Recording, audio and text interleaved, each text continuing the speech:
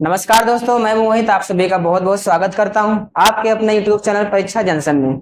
मेरे दोस्तों, आज की इस क्लास में मैं लेके आया हूं ग्रेजुएशन फर्स्ट सेमेस्टर जियोग्राफी विषय के बारे में। तो सबसे पहले मैं बता दूं कि जो फर्स्ट सेमेस्टर में जो जियोग्राफी विषय है उसमें हम लोग को जियोग्राफी का एक दो ब्रांच होती है, उनमें एक होता है ह्यूमन और एक होता है फिजिकल। तो फर्स्ट सेमेस्टर में जो हमारे टॉपिक में है यानी जो हमारे सेमेस्टर में है वो है फिजिकल जियोग्राफी।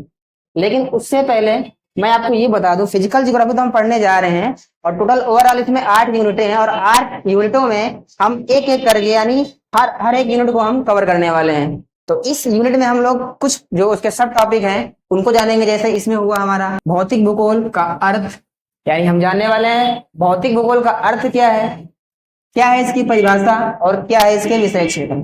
अगर हम बात करें तो ये टॉपिक है, अगर इनसे बनने वाले जो क्वेश्चन की हम बात करें जो हमारे सेमेस्टर में पूछे जाते हैं वो किस विधा पे पूछे जाते हैं, यानी क्वेश्चन कैसे बनते हैं। मान लो यही टॉपिक आ गया तो क्वेश्चन कैसे बनेगा। तो हमारे 3 सेशन होते हैं, आपको नहीं पता है तो हम बता दें कि 3 सेशन में हमारा एग्जाम होने वाला है। पहला होगा छोटे यानी शॉर्ट क्वेश्चन जिसको बोलते हैं सेशन ए। सेशन ए में हमारे 10 क्वेश्चन होंगे 30 नंबर के, प्रत्येक क्वेश्चन जो हमारा होगा 3-3 नंबर का होगा। ऐसे ही करके खंड बी होगा यानी सेक्शन बी, और फिर खंड सा यानी सेक्शन सी। तो मेरे दोस्त, अगर हम बात करें सबसे पहले इसकी परिभाषा, तो हम इससे पहले थोड़ा इसके इंट्रोडक्शन के बारे में चर्चा करते हैं, क्योंकि आप लोग सीधा 12th से ग्रेजुएशन में आए हैं तो कहीं ना कहीं हमारे पास 8th स्टैंडर्ड वाली जो भी होगी समझ वही होगी जियोग्राफी को लेकर के। तो जियोग्राफी में हम लोग समझने वाले हैं पहले भूगोल की परिभाषा होती क्या है, भूगोल होता क्या है। तो अभी तक आप लोगों ने पढ़ा होगा भूगोल का मतलब होता है पृथ्वी का अध्ययन। तो पृथ्वी का अध्ययन क्या ये लिख देने से मात्र हमारे नंबर बढ़ जाएंगे एग्जाम में? अगर एक लाइन लिखने से, क्योंकि देखो अभी तक हम लोग 8th क्लास में थे, क्योंकि उसके बाद 10th तक आपने पढ़ा होगा जियोग्राफी, उसके बाद 11th और 12th में वही बच्चे पढ़े होंगे जो आर्ट साइड से होंगे, जो साइंस साइड से होंगे उन्होंने तो ये पढ़ा नहीं होगा। तो इसलिए सामान्य जानकारी भी हमारे लिए बहुत उपयोगी है। तो पहले हम लोग समझते हैं कि भूगोल है क्या। तो मेरे दोस्त, भूगोल एक लाइन में अगर जो बात करें तो क्या है, पृथ्वी के अध्ययन को हम लोग क्या कहते हैं, भूगोल कहते हैं। और अगर जो इसको हम बात करें थोड़ा अच्छी तरीके से, अगर मान लो किसी ने हमें पूछ लिया और इस ग्रेजुएशन में हमें थोड़ा और अच्छे से लिखना है तो हमें लिखने के लिए क्या चाहिए, जो खगोलकर्ता हैं उनके हिसाब से हमें क्या चाहिए, परिभाषा चाहिए। तो खगोलकर्ता की हम बात करें तो सर्वप्रथम हमारे आते हैं कौन से, टॉलमी महोदय। ये वही महोदय हैं जिन्होंने यूरोपियों के लिए एक नक्शा तैयार किया और उस नक्शा तैयार हुआ विश्व का, और विश्व के उस नक्शे में भारत को रिप्रेजेंट करने वाले हमारे पहले खगोल शास्त्री थे जिनका नाम है टॉलमी। मेरे प्यारे दोस्त, टॉलमी की बहुत बड़ी भूमिका यही रही है कि ये हमारे यानी भारत के मानचित्र को, यानी कहने का मतलब विश्व के मानचित्र में भारत को प्रेजेंट किया, वो थे हमारे टॉलमी। तो इनके अनुसार परिभाषा क्या होती है ये हम समझ लेते हैं। तो दोस्त, अगर हम बात करें टॉलमी के रिगार्डिंग भूगोल की परिभाषा, तो उन्होंने ये बताया कि जो भूगोल है वो पृथ्वी की झलक को कहाँ से, अंतरिक्ष यानी स्वर्ग से दिखाने का एक विज्ञान है। तो यहाँ पे लिखा हुआ है, हम लोग एक बार समझ लेते हैं कि टॉलमी के अकॉर्डिंग उन्होंने क्या बताया भूगोल की परिभाषा को। टॉलमी के अनुसार भूगोल जो है वो पृथ्वी की झलक यानी उसकी बाहरी संरचना क्या है, बाहर से कैसा दिखाई दे रहा है, तो उसकी झलक को कहाँ से, स्वर्ग से का मतलब ये हुआ कि अंतरिक्ष से देखने पर दिखाने वाला ये क्या है, विज्ञान है। यानी अगर हम बात करें टॉलमी के अकॉर्डिंग तो उन्होंने ये बताया कि जो भूगोल विषय है ये पृथ्वी को स्वर्ग से यानी अंतरिक्ष से दिखाने वाला एक विज्ञान है। बात करते हैं इसके बाद एक और हमारे खगोल शास्त्री थे जिनका नाम है रिचर्ड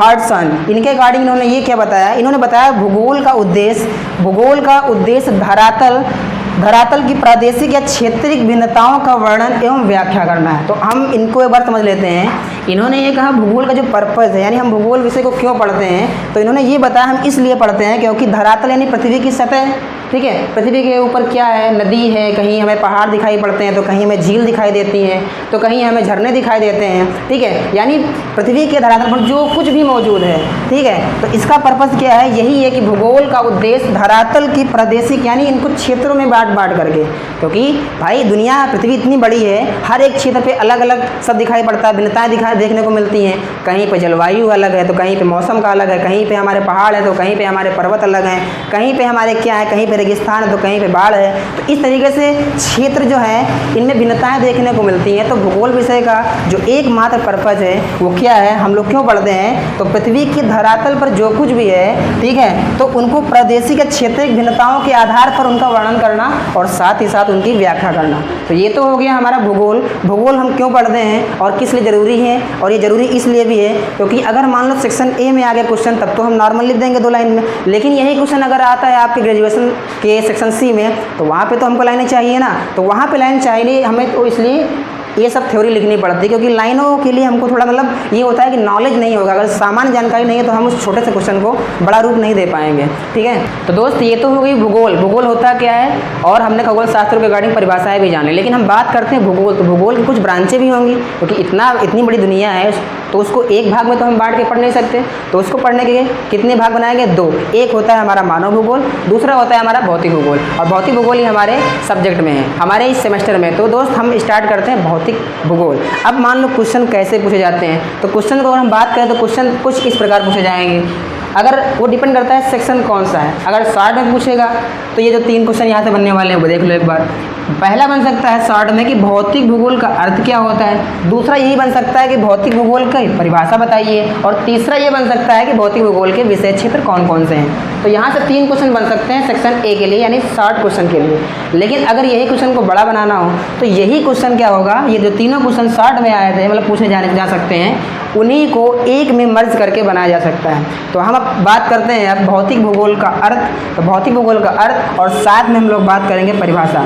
तो अगर हम सामान्य रूप से बताएं तो भौतिक भूगोल क्या है, तो आसपास जो भी हमें दिखाई दे रहा है, जिसको हम टच कर सकते हैं, जिसको हम छू सकते हैं, जिसको हम महसूस कर सकते हैं, वो सब क्या है, भौतिक भूगोल है। लेकिन क्या सब चीज़ जो टच कर सकते हैं वही भौतिक भूगोल है? नहीं, जो चीज़ें प्रकृति से हैं और उनका संबंध मानव से है, केवल वही है हमारी इसके अंदर आती हैं, भौतिक भूगोल के अंतर्गत आती हैं। तो हम बात कर लेते हैं कुछ खगोल शास्त्री के अनुसार। ठीक है, तो हम बात करते हैं सबसे इम्पोर्टेंट शास्त्री हमारे जो माने जाते हैं, यानी इनकी परिभाषा को सबसे सर्वमान्य माना गया है। वो परिभाषा कौन सी है, तो आर्थर थॉमस के अनुसार वो परिभाषा कौन सी है, तो थॉमस यानी आर्थर होम्स ने जो कहा, वो कहा कि भौतिक पर्यावरण का अध्ययन ही भौतिक भूगोल है। भौतिक पर्यावरण का अध्ययन ही क्या है, भौतिक भूगोल है, जो ग्लोब यानी पृथ्वी की धरातलीय उच्चावच सागरों, महासागरों और वायु के विवरणों का अध्ययन कराता हूँ। यानी कहने का मतलब भौतिक पर्यावरण यानी हमारे जो पर्यावरण में आसपास जो भी चीज़ें दिखाई दे रही हैं उनका अध्ययन ही क्या है, भौतिक भूगोल है, जिसमें हमारा क्या क्या आता है, पृथ्वी की सतह पर जो कि धरातल पर जो भी दिखाई देगा, नदी हो गया, पर्वत हो गया, पहाड़ हो गया, ये सब सारी चीज़ें हो गई। ठीक है, और उच्चावच यानी पृथ्वी के स्थल से जितनी ऊंचाई तक, यानी पहाड़ी है ऊंचाई तक, इनके अंतर्गत एक उच्चावच एरिया होता है, उसके अंतर्गत जो कुछ भी आएगा धरातल में हमें वो सब पढ़ना होता है भौतिक भूगोल के अंतर्गत। साथ ही साथ हमें पढ़ना होता है सागरों को, और ये में पढ़ना होता है महासागरों को, और साथ में वायु के विवरण यानी हमारे आसपास एक सराउंडिंग जनरेट है जिसको हम वायुमंडल बोलते हैं, हमें उसको भी तो पढ़ना है। तो सारा सब कुछ जो पढ़ना है वो किसके अंदर पढ़ा जाता है, भौतिक भूगोल। तो ये अगर एग्जाम में आता है शॉर्ट में तो आर्थर होम्स के अकॉर्डिंग ये परिभाषा अगर लिख देंगे तो आपके एक भी नंबर नहीं कटेंगे। साथ ही साथ अगर इसमें एक और शास्त्री को ऐड कर दें, एक और शास्त्री जिनकी परिभाषा सेम ऐसी ही है, उनको याद कर लो, और सेम ऐसी मतलब फर्स्ट लाइन ही बस केवल चेंज क्या है, यहाँ पे पर्यावरण है, यहाँ पर वातावरण है। अगर आप 2 शास्त्री को परिभाषा लिख देते हैं तो नंबर बहुत अच्छे पा जाओगे आप। दूसरे शास्त्री हैं कौन से, लोबेक के अनुसार। तो लोबेक ने ये क्या कहा भौतिक वातावरण का अध्ययन ही भौतिक भूगोल है। तो इस तरीके से हमारा क्या कवर हो गया, भौतिक भूगोल का अर्थ खत्म हो गया, साथ ही साथ परिभाषा भी खत्म हो गई। और अब हम लोग जानेंगे इसके विषय क्षेत्र। तो इसके सामान्य रूप से हम बात करें तो 3 विषय क्षेत्र होते हैं। एक होता है प्रथम श्रेणी के उच्चावच क्षेत्र, दूसरा होता है द्वितीय श्रेणी के उच्चावच क्षेत्र, और तीसरा होता है हमारा तृतीय श्रेणी के उच्चावच क्षेत्र। पहले में हमें क्या पढ़ना होता है, पृथ्वी की धरातल पर जो कुछ भी चीज़ें हैं, यानी ये अगर जो हमारा अर्थ है, ये अगर जो हमारा अर्थ है, ठीक है, ये अगर जो हमारा अर्थ है, ठीक है, तो अर्थ की सरफेस पे धरातल पर जो कुछ भी चीज़ें हो रही हैं, जो कुछ भी घटनाएं हो रही हैं, जो भी चीज़ें हैं वो सारी की सारी क्या होंगी, मान लो ये अर्थ है, एक बार समझ लो फिर से, मान लो ये अर्थ है, ठीक है, अब ये हो गया अर्थ। अब अर्थ के इस सतह पर यानी इस भूस्थल पर जो कुछ भी है, ठीक है, कहीं पे झील है, कहीं पे हमारा क्या है जो है सागर है, महासागर है, पहाड़ है, ये सब चीज़ें क्या हैं, यानी इसके स्थल पर जो कुछ भी हमें देखने को मिलेगा बाहर से, यानी वो सब हमें क्या पढ़ना है पहले वाले में यानी प्रथम श्रेणी के उच्चावच के अंतर्गत आता है। दूसरा, अब देखो बाहर तो हमने कवर कर लिया पृथ्वी के प्रथम श्रेणी में, अब जो इसके इंटरनल भाग में जो कुछ भी हो रहा है, यानी पृथ्वी की संरचना कैसी है, ठीक है, पृथ्वी के अंदर कौन कौन सी क्रियाएं हो रही हैं जिससे ज्वालामुखी विस्फोट हो रहा है, भूकंप कैसे आ रहा है, ये सब क्या है आंतरिक क्रियाएं हैं। तो आंतरिक विषयों को हम पढ़ेंगे दूसरे वाले में, ठीक है, यानी दूसरी श्रेणी के उच्चावच। और तीसरे में अब बच गया, देखो अब पृथ्वी हो गया, पृथ्वी के इंटरनल भाग हो गए, एक्सटर्नल भाग हो गए, बाहर हमने क्या है वो पढ़ लिया, ठीक है। दूसरे में इसके इंटरनल भाग यानी आंतरिक सतह है, आंतरिक में हमें क्या क्या है, इसमें संरचना क्या है, ये सब पढ़ लिया। अब इसके बाद तीसरी श्रेणी के उच्चावच में हम लोग पढ़ते हैं क्या बचा, क्या वायु। तो वायु संबंधी जो कुछ भी है यानी इसमें क्या आएगा, ठीक है, जलवायु आ गया, ठीक है, जलवायु विज्ञान हो गया, मौसम विज्ञान, बादल कैसे बनते हैं, बारिश कैसे होती है, ये सब सारी चीज़ें हम किसमें पढ़ेंगे तृतीय श्रेणी के उच्चावच में, ठीक है। अब इसके बाद जो हमारा अगला टॉपिक होगा वो होगा ब्रह्मांड को लेकर। ब्रह्मांड क्या होता है वो हम जानेंगे अगली क्लास में, ब्रह्मांड की उत्पत्ति कैसे होती है वो हम जानेंगे अगली क्लास में, ब्रह्मांड की उत्पत्ति को लेकर अवधारणाएं कौन कौन सी हैं वो हम लोग जान लेंगे, ठीक है। तो हम लोग मिलते हैं नेक्स्ट क्लास में ब्रह्मांड के साथ, ठीक है। तब तक के लिए जय हिंद, जय भारत।